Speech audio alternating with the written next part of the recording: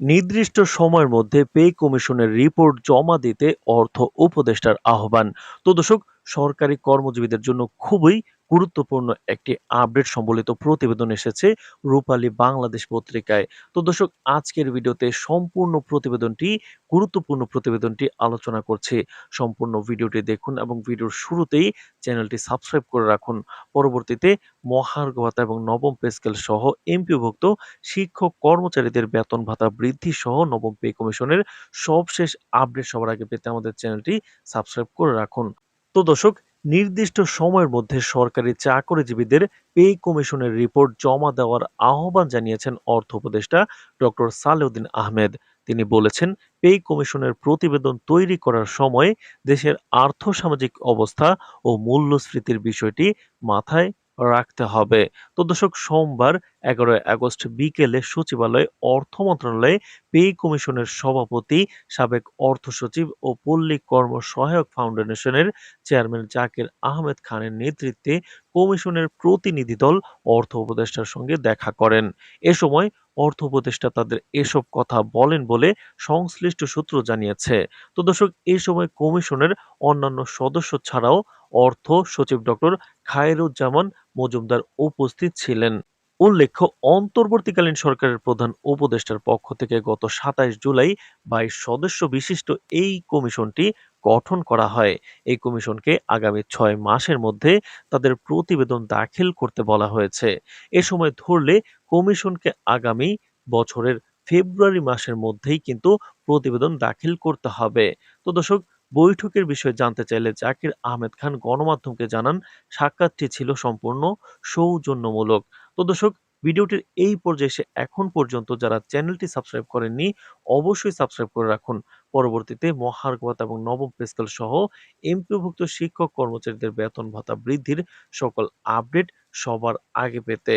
তো দর্শক, এছাড়াও কিন্তু বৈঠকের বিষয়ে জানতে চাইলে যেটা বললাম যে জাকির আহমেদ খান জানান, সাক্ষাৎটি ছিল সম্পূর্ণ সৌজন্যমূলক।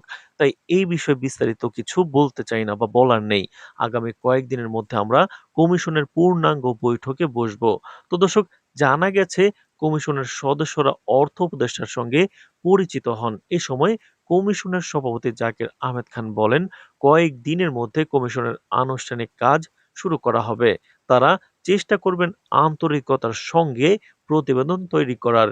তো দর্শক, নতুন এই কমিশন সরকারি, আধা সরকারি, স্বায়ত্তশাসিত প্রতিষ্ঠান, রাষ্ট্রায়ত্ত ব্যাংক ও অর্থলগ্নি প্রতিষ্ঠান, সরকারি মঞ্জুরিপ্রাপ্ত বিশ্ববিদ্যালয় এবং রাষ্ট্রায়ত্ত শিল্প প্রতিষ্ঠানের কর্মকর্তা-কর্মচারীদের জন্য নতুন বেতন কাঠামো সুপারিশ করবে। তো দর্শক, এই কমিশন বিদ্যমান বেতন ভাতা ও অন্যান্য সুবিধা পর্যালোচনা করে সুপারিশমালা জমা দেবে। কমিশনের প্রথম সভা অনুষ্ঠিত হওয়ার তারিখ থেকে ৬ মাসের মধ্যে সরকারের কাছে এই সুপারিশমালা জমা দিতে হবে। সরকারি চাকরি আইন ২০১৮ এর ধারা ১৫ এর দেওয়া ক্ষমতা বলে জাতীয় বেতন স্কেলের আওতাভুক্ত প্রজাতন্ত্রের সব শ্রেণীর কর্মকর্তা-কর্মচারীদের জন্য জাতীয় বেতন কমিশন ২০২৫ গঠন করা হয়।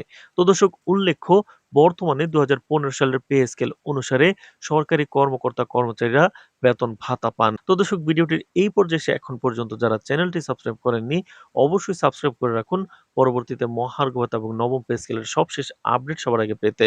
তো দর্শক, অন্তর্বর্তীকালীন সরকার দায়িত্বে আসার পর থেকে সরকারি কর্মচারীদের মহার্ঘ ভাতা নিয়ে নতুন করে আলোচনা শুরু হয় ২০২৪ সালের নভেম্বর থেকে। চলতি ২০২৫ সালের জানুয়ারি থেকে মহার্ঘ ভাতা দেওয়ার জন্য একটি কমিটি কাজ শুরু করে।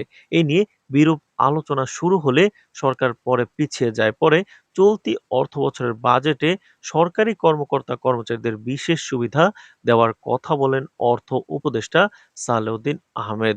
তো দর্শক, বাজেট সংক্ষিপ্তসার অনুযায়ী চলতি ২০২৫-২৬ অর্থবছরে সরকারি কর্মকর্তাদের বেতন বাবদ ১৩,৪৮৩ কোটি ও কর্মচারীদের বেতন বাবদ ৩০,০৪৮ কোটি টাকা বরাদ্দ রাখা হয়েছে। তাদের ভাতা বরাদ্দ ৪১,১৫৩ কোটি টাকা, আর বেতন ভাতায় মোট বরাদ্দ করা হয়েছে ৮৪,৬৮৪ কোটি টাকা।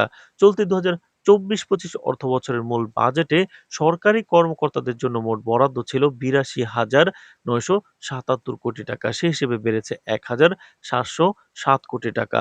তো দর্শক, ভিডিওটি এই মুহূর্ত পর্যন্ত যারা দেখছেন অবশ্যই চ্যানেলটি সাবস্ক্রাইব করে রাখুন। পরবর্তীতে মহার্ঘ ভাতা এবং নবম পে স্কেলের যেকোনো গুরুত্বপূর্ণ আপডেট সবার আগে পেতে। তো দর্শক, আজ এ পর্যন্তই। ধন্যবাদ।